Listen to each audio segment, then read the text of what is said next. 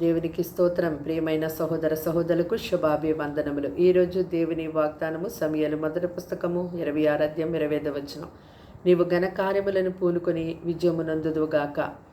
చూడండి, మీరు మీ యొక్క జీవితంలో ఏ పనులు మొదలుపెట్టినా అందులో విజయం సాధించలేకపోతున్నారని, నష్టపోతున్నానని బాధపడుతున్నారేమో.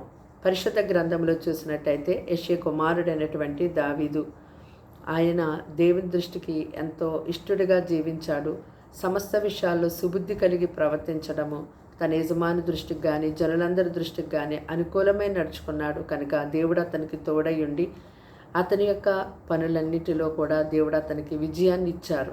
అలాగే యాకోబు కుమారుడైనటువంటి యోసేపు కూడా దేవుడు తోడై ఉన్నందున అతడు చేసినదంతా కూడా దేవుడు సఫలం చేశారు. అలాగే ఏ వ్యక్తికైతే దేవుడు తోడై ఉంటారో ఆ వ్యక్తి యొక్క జీవితంలో కానీ, వ్యాపారంలో కానీ, ఉద్యోగంలో, తన ఇంటిలో, కుటుంబంలో, అన్ని విషయాలలో కూడా దేవుని యొక్క ఆశీర్వాదంతో ఆ వ్యక్తి ఎంతో వర్ధిల్లుతాడు.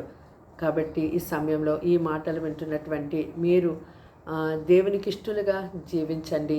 దేవుని యొక్క ఆశీర్వాదం పొందుకోకుండా ఏదైతే మీ జీవితంలో అడ్డుగా ఉందో దానిని వెంటనే విడిచిపెట్టండి. దేవుడు మీకు తోడై ఉండి మిమ్మల్ని ఎంతో గొప్పగా ఉన్నతమైన శిఖరముల మీద ఎక్కించి మిమ్మల్ని ఎంతో గొప్పగా ఆశీర్వదిస్తారు. ప్రార్థన. దేవానికి వందనాలు, స్తోత్రాలు, స్తుతులు తండ్రి. ఈ సమయాన్ని బట్టి, దినమును బట్టి స్తోత్రములు.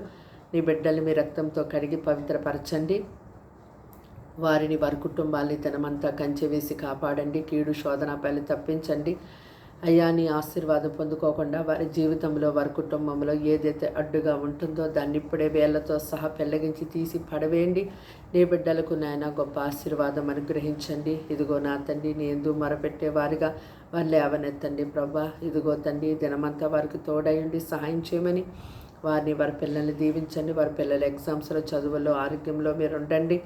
అయ్యా నాయన, ప్రతి ఒక్కరికి కూడా ఈ దినమంతా సహాయం చేయండి. ఎవరు దేని నిమిత్తమైతే ప్రార్థిస్తున్నారో ప్రార్థనకి జవాబు దాయిచ్యమని యేసు నామములో ప్రార్థన సమర్పించి వేడుకుంటున్నాం తండ్రి. ఆమేన్.